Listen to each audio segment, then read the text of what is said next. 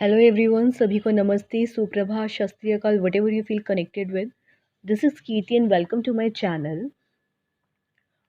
As we have discussed in the previous video, question number 1 from the practice paper class 7th.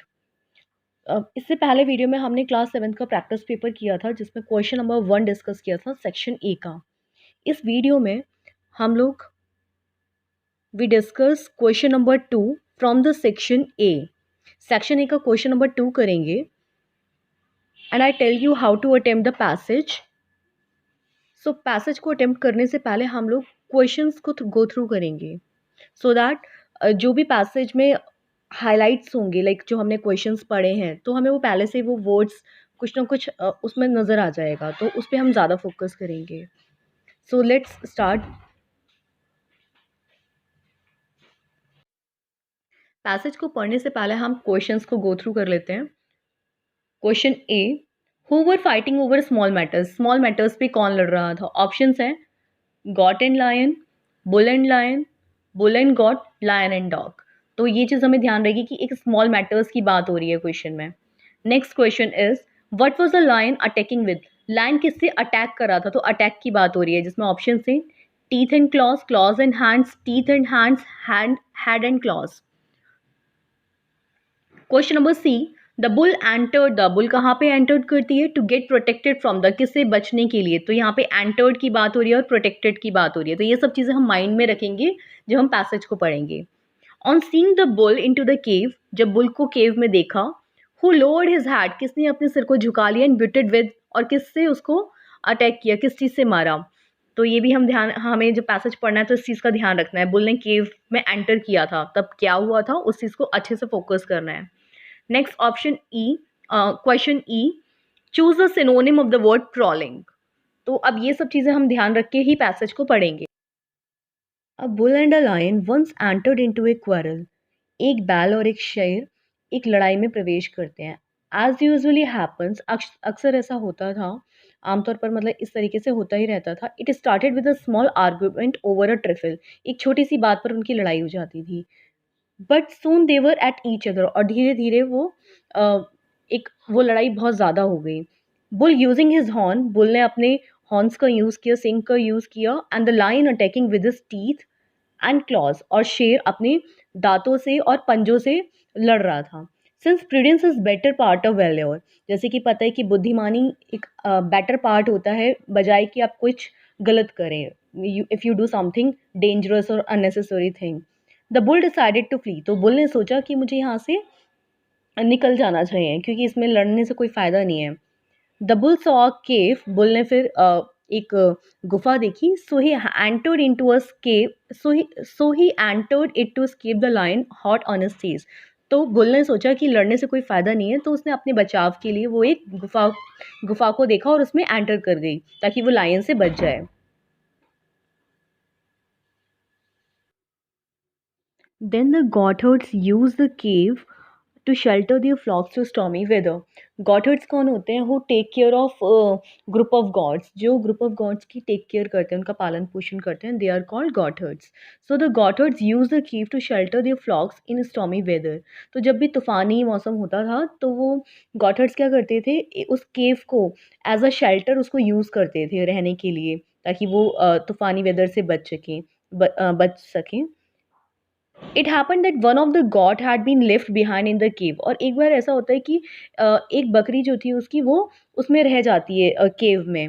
Van this goat saw the bull intrude into his cave. और जब वो God उस bull को देखती है cave में, he lowered his head. तो goat क्या करती है, अपना सिर को झुकाती है and butted the bull with his horn, और अपने सिंग से उसको मारने लग जाती है. देन व्हाट हैपन्स, उसके बाद क्या होता है.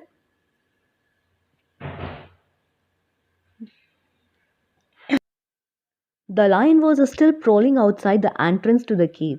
और जो शेर है वो क्या करता है, वो बाहर केव के एंट्रेंस पे घूमता रहता है उसके शिकार के लिए. बुल को ढूंढने के लिए वो बाहर एंट्रेंस पे इधर उधर घूमता रहता है, वेटिंग फॉर द बुल, और बुल का इंतजार कर रहा होता है. So the bull submitted to the goat's insult. तो बुल क्या करती है, उसको बैल ने बकरी का अपमान को दिखाती है कि उसने किस तरीके से मेरा अपमान किया. At least for the time being, कम से कम उस समय के लिए तो वो इस चीज़ दिखाती है. Then what happens? Don't think want the bull.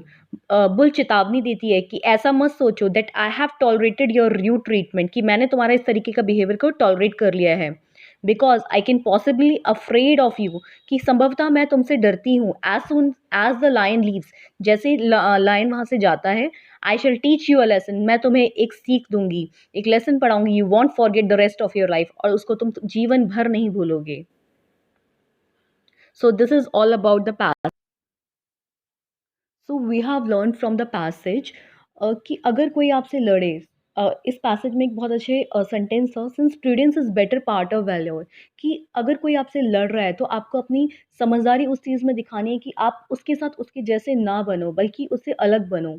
अगर वो लड़ रहा है तो हम भी लड़ने लग जाएंगे, तो देर इज़ नो सॉल्यूशन, तो कोई रास्ता नहीं है, कि आपको कोई सॉल्यूशन नहीं है, कि आप लड़ाई और बढ़ती चली जाएगी। तो समझदारी उसमें है कि आप उस चीज़ को ना करो, जैसे कि बुल ने अपने बचाव के लिए वो केव में चली गई थी, तो उसने अपनी प्रूडेंस दिखाई वहाँ पे। Now we will do the questions.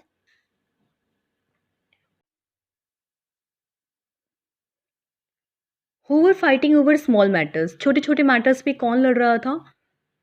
A bull and a lion, तो ऑप्शन हो जाएगा गॉट एंड लायन नहीं था, बुल एंड लायन, तो this is the right answer.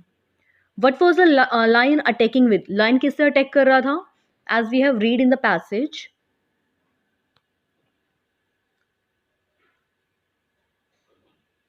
in the second line, lion attacking with his teeth,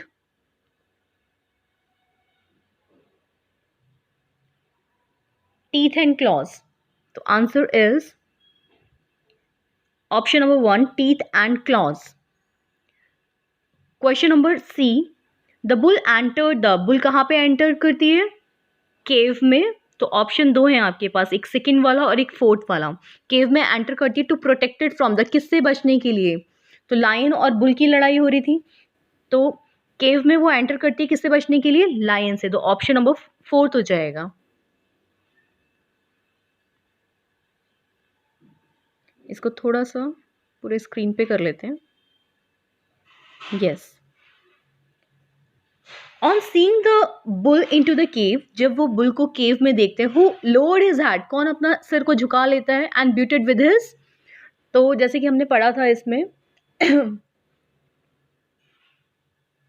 in the second para, the goatherd use the flocks को use किया था, यहाँ पे ये। Yes, When his god saw the bull intrude into his cave, he lowered, यहाँ पे था ना, तो गॉड ने अपना हेड को लोअर कर लिया था और उसको किससे अटैक किया था? बुल विद हिज हॉर्न, तो आंसर हो जाएगा on seeing the bull into the cave,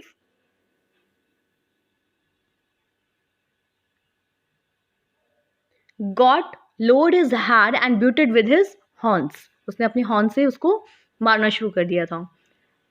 question number E, choose the synonym of prowling, synonyms कौन क्या होते हैं जिसका मीनिंग सेम होता है?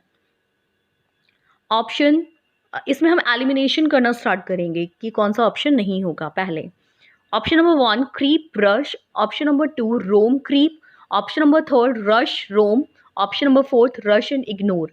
तो ऑप्शन नंबर 4 में इग्नोर है, तो इग्नोर की तो बात हो ही नहीं रही थी। प्रोलिंग तो वो था ना कि बाहर इंतजार कर रहा था उसके लिए, शिकार के लिए खोज करना, तो ये तो होगा ही नहीं। Creep and rush, roam and creep, तो ऑप्शन नंबर 2 हो जाएगा। रोम मीन्स इधर उधर घूमना, तो इंतजार ही तो कर रहा था, वो इधर उधर घूम रहा था, क्रीप कर रहा था। सो जिसने क्वेश्चन नंबर 1 की वीडियो नहीं देखी, you can go through the video, आपको उसमें भी सारे आंसर्स मिल जाएंगे। Feel free to ask in the comment section regarding any question. Till then, keep learning, stay connected. Thank you very much.